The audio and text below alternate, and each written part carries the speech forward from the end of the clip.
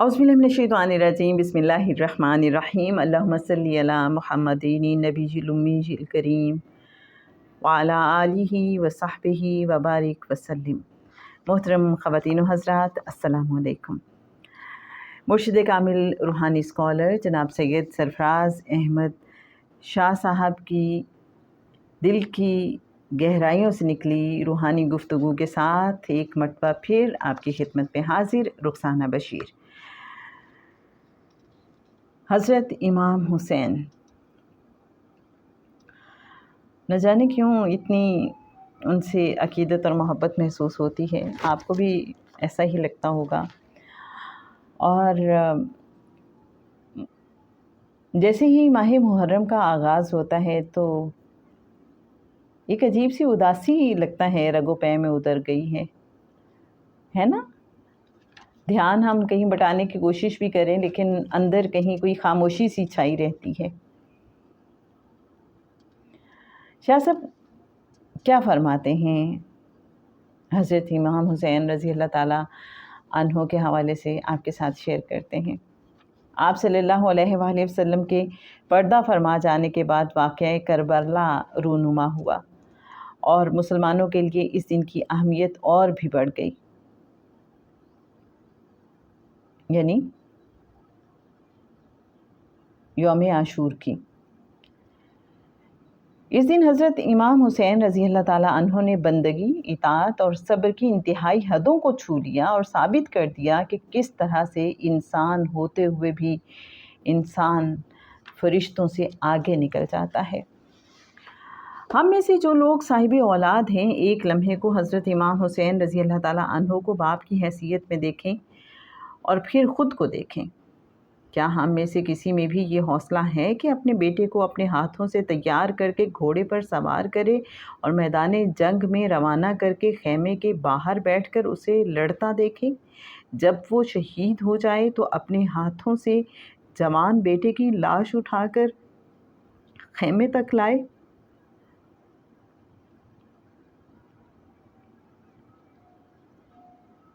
मैं समझता हूँ कि किसी बाप के लिए ये मुमकिन नहीं, लेकिन हज़रत इमाम हुसैन रज़ी अल्लाह ताला अन्हो ने ये साबित कर दिया कि इंसान अगर चाहे तो वो इस मकाम पर भी पहुँच जाता है।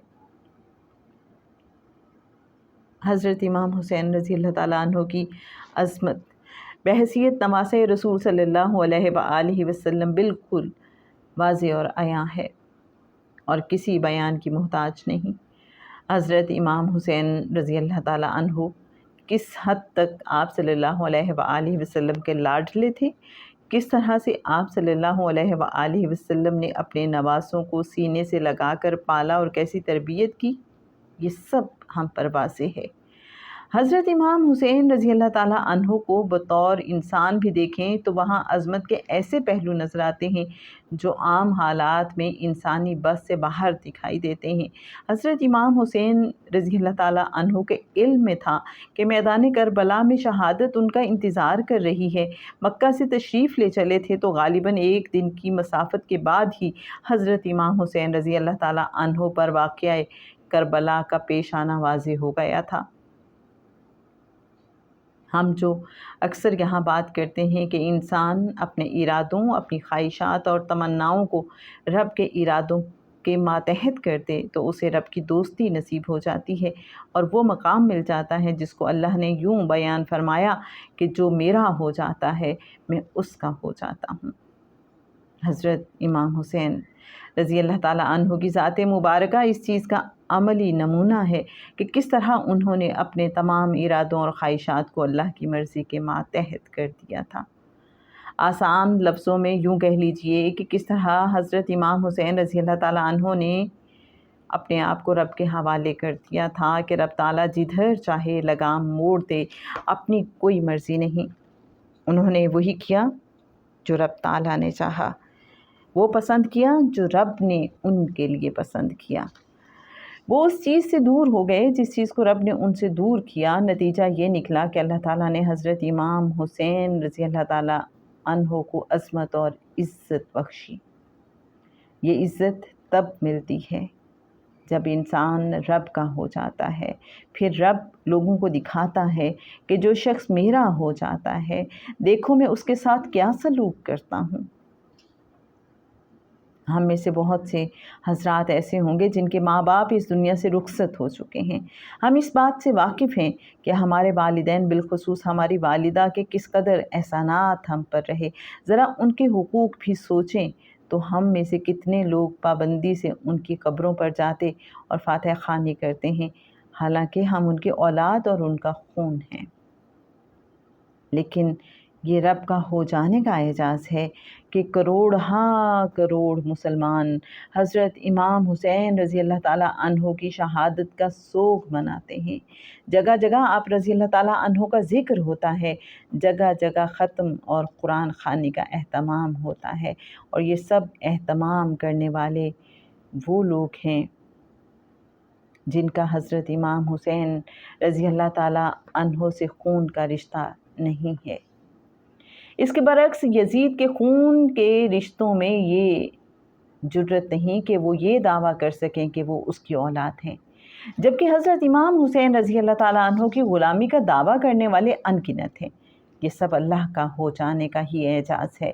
ہم حضرت امام حسین رضی اللہ تعالیٰ عنہ کو بطور نمونہ، رول ماڈل کوٹ کرتے ہیں کہ اگر یہ دیکھنا ہو کہ جب اپنی جان کا مالک، اپنے مال کا مالک اور اولاد کا مالک اور خود اپنا مالک انسان اپنے رب کو جاننے لگتا ہے، زبان سے نہیں بلکہ دل سے، تو تب اس کے قول و فعل کیا ہو جاتے ہیں۔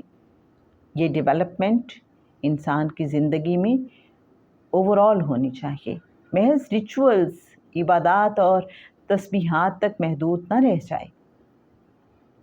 میں پھر یاد دلا دوں کہ اسلام عبادات، تسبیحات اور وظائف کا نام نہیں، یہ تو ایک کمپلیٹ پیکیج ہے جسے بتدریج ہمیں اپنی زندگی میں داخل کر لینا چاہیے، بلکہ ہم پورے اسلام میں داخل ہو جائیں، اسلام کو اس طرح اوڑھ لیں جیسے لبادہ اوڑھا جاتا ہے۔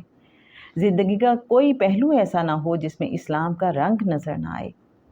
ایک مثال اور عرض کر دوں، حضرت امام حسین رضی اللہ تعالیٰ عنہ کی زندگی کا ایک اور پہلو بھی واقعہ کربلا سے نمایاں ہوتا ہے۔ 9 اور 10 محرم کی درمیانی رات، جب حضرت امام حسین رضی اللہ تعالیٰ عنہ نے اپنے ساتھیوں سے خطاب کیا، یہ خطاب اخلاق کا انتہائی اعلیٰ نمونہ تھا۔ سب کچھ بیان کرنے کے بعد کہ کیا حالات ہیں اور یزید ان حالات میں حضرت امام حسین رضی اللہ تعالیٰ عنہ اور ان کے ساتھیوں سے کیا چاہتا ہے، حضرت امام حسین رضی اللہ تعالیٰ عنہ نے اپنے ساتھیوں سے ایک ایسی تاریخی بات کہی کہ جس پر اگر ہم 1% بھی عمل کر لیں تو انسانیت کے اعلیٰ مقام پر پہنچ جائیں۔ وہ تاریخی جملے یہ تھے: تم میں سے جو واپس جانا چاہے جا سکتا ہے، مجھے کوئی شکایت نہیں ہوگی، میں چراغ بجھا دیتا ہوں تاکہ تم میں سے جانے والوں کو شرمندگی نہ ہو۔ ملاحظہ کیجئے کہ اخلاق و کردار کے کس اعلیٰ درجے کے غماز ہیں یہ جملے۔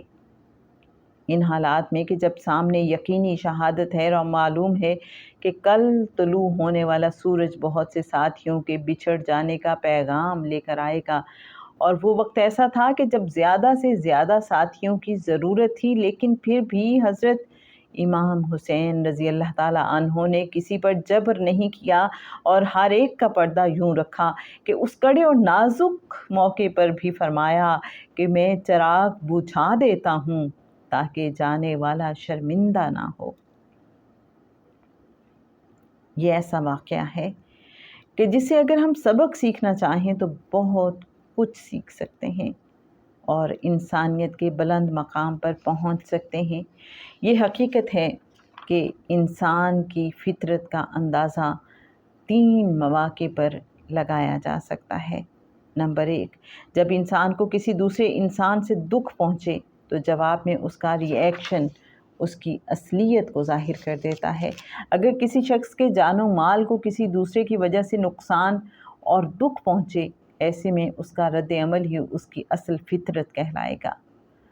نمبر 2، انسان کے اخلاق کے معیار کا اندازہ اس وقت ہوگا جس وقت وہ شدید غصے میں ہوگا کہ وہ کیسے بیہیو کرتا ہے، کیا لفظ بولتا ہے۔ نمبر 3، جب کوئی شخص شدید دکھ اور تکلیف میں مبتلا ہو اس وقت وہ کیسے بیہیو کرتا ہے، یہ اس کی اصل فطرت ہوتی ہے۔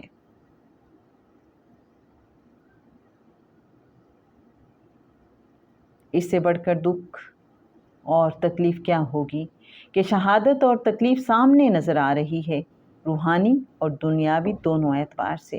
تو ایسے میں اس کردار کا مظاہرہ کرنا صرف اسی انسان کے بس میں ہو سکتا ہے جو فطرتاً انسانیت اور کردار کے انتہائی اعلیٰ مقام پر فائز ہو۔ ہم اپنے اسلاف کی ایسی چیزوں پر واہ واہ کرتے ہیں اور پھر انہیں بھلا دیتے ہیں، حالانکہ ان چیزوں سے تو زندگی کا چلن سیکھا جانا چاہیے۔ اگر ہم یہ کوشش کریں کہ جو کچھ ہم اپنے اسلاف کے بارے میں سنتے پڑھتے یا جانتے ہیں اس کو تجربتاً اپنی زندگی پر طاری کر لیں تو اس کے حیران کن فوائد اور نتائج سامنے آئیں گے۔ تو جناب آج کے لیے بس اتنا ہی۔ ریفرنس کے لیے بتاتی چلوں، کتاب کہے فقیر، پیج نمبر 161 اینڈ 162۔